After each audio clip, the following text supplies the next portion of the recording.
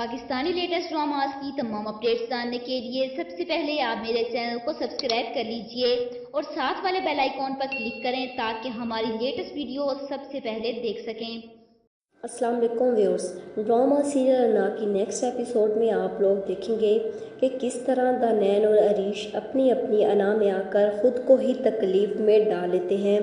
मोहब्बत झुकना सिखाती है, अकड़ कर चलने वाले मुंह के बल जाकर गिरते हैं, क्योंकि फल कभी भी अकड़े हुए सीधे खड़े दरख्त पर नहीं लगता।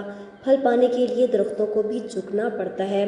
अन्ना ड्रामे की नेक्स्ट एपिसोड में आप लोग देखेंगे कि जिसमें दिखाया जाता है कि दानैन के वालिद अपनी बेटी के यूं बसने से पहले उजड़ने पर बहुत परेशान है और इसी वजह से वो एक बार फिर से अब्बा हजूर के कहने पर उनकी बीमारी का बहाना बनाकर अपनी फूफी बेगम को फ़ोन करते हैं कि शायद भाई की बेगम का बीमारी का सुनकर वो एक बार फिर से भागी हैं और उनके दरमियान फैली हुई सारी कड़वाहटें और गलत फहमियाँ दूर हो जाए।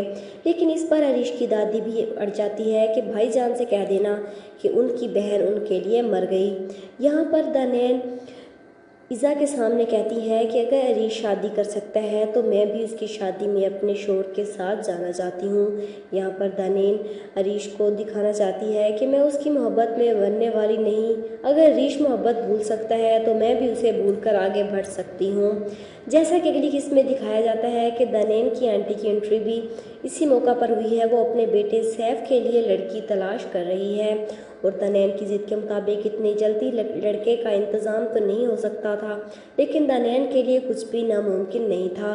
कुछ नहीं मिला तो उसने अपनी इस आंटी के रंडुआ बेटे से शादी करने का फैसला कर लिया।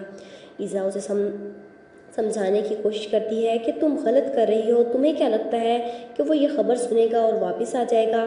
दानैन इतना बड़ा रिस्क ले रही है कि सिर्फ और सिर्फ अरीश को झुकाने के लिए, इसलिए कहती है कि हो सकता है कि मेरी खबर सुनकर वो दौड़ा चला आए। आगे आप लोग देखेंगे कि वो सैफ से मुलाकात करती है और सैफ जैसे बोर शख्स से मिलकर उसे बिल्कुल भी खुशी नहीं होती। और जब वो दानैन के मुंह पर कहता है कि मैं अपनी पहली बीवी मनाल को कभी नहीं भूल सकता और ना ही कोई इसकी जगह ले सकता है, सब कुछ जानने के बावजूद भी आप मुझसे शादी करना चाहती हैं। ये सब सुनने के बावजूद भी दानैन हाँ करती है और एक आखिरी उम्मीद है कि शायद उसका अरीश वापस आ जाए, लेकिन ऐसा कुछ नहीं होता। शादी का दिन करीब आ जाता है। दानैन तड़प जाती है कि अरीश ने अभी तक उससे रब्ता क्यों नहीं किया। वो खुद ही उसे फ़ोन करके कहती है कि अरीश प्लीज़ मुझे यहाँ से आकर ले जाओ, मुझे ये शादी नहीं करनी, प्लीज़ रोक दो। सब जवाब में अरीश संग दिली से कहता है कि अब हम साथ नहीं चल सकते। इसकी बात सुनकर दानैन हैरत से कहती है कि तुम मुझसे थक गए हो। हाँ, थक गया हूँ मैं तुमसे और तुम्हारे लिए लड़ते लड़ते। दानैन अपने बचपने में आकर खुद ही अपनी ज़िंदगी बर्बाद कर बैठती है और चूँकि रिश्ते की बात से मुकरा नहीं जा सकता और अरीश भी ये सब जानने के बावजूद नहीं आया, दानैन को ये शादी करनी पड़ती है और अपनी बात के मुताबिक वो अपने शोहर के साथ अरीश की शादी में शरीक होगी। और तोहफे में वो रो रो कर सूजी हुई आंखों के साथ चेहरे पर मुस्कुराहट लिए सारे फूलों की राख पैक करके वो उसको गिफ्ट में देगी जो उसने दानैन को मोहब्बत में दिए थे। आप लोगों को क्या लगता है कि दानैन ये शादी करके खुश रह पाएगी या नहीं? कमेंट बॉक्स में अपनी राय का इजहार ज़रूर कीजिएगा और साथ ही साथ मेरे चैनल को सब्सक्राइब कीजिएगा। Thanks for watching.